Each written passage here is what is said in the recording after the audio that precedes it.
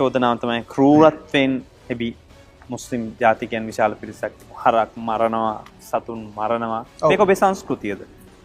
සංස්කෘතිය නෙමෙයි. ජනතාව පැවැත්මක් තියෙනවා නම් මිනිස්සු කියලා කියන්නේ තවත් සත්ව කොට්ටාසයක් එක්ක සමාජයත් එක්ක පරිසරයත් එක්ක බැඳිච්ච දෙයක්.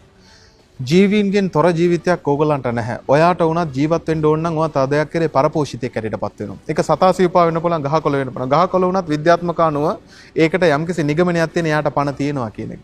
මිනිසුන්ගේ ආහාර රටාව සඳහා තමයි ඒගොල්ලන්ගේ දේවල් කරන්නේ. මුස්ලිම් මිනිසුන්ට ওই චෝදනාව එල්ල කරන්නේ හරක් මරණ හින්දා. මම විහිදුණු පැහැදිලිවම ප්‍රකාශ කරන්න කැමැතියි.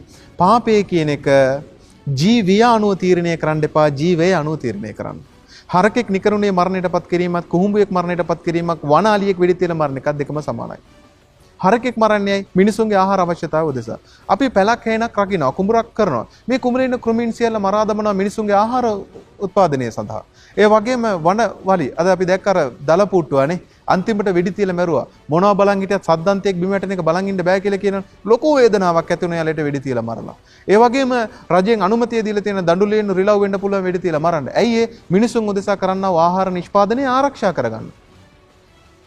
මිනිසුන් උදෙසා නිෂ්පාදනය කරන ආහාර ආරක්ෂා කර ගැනීම සත්තුන් ඝාතනය කරන්න පුළුවන් නම් මිනිසුන්ගේ ආහාර උදෙසා සත්ව ඝාතනය කිරීම කියන එක දෙකක්ද එකක්ද?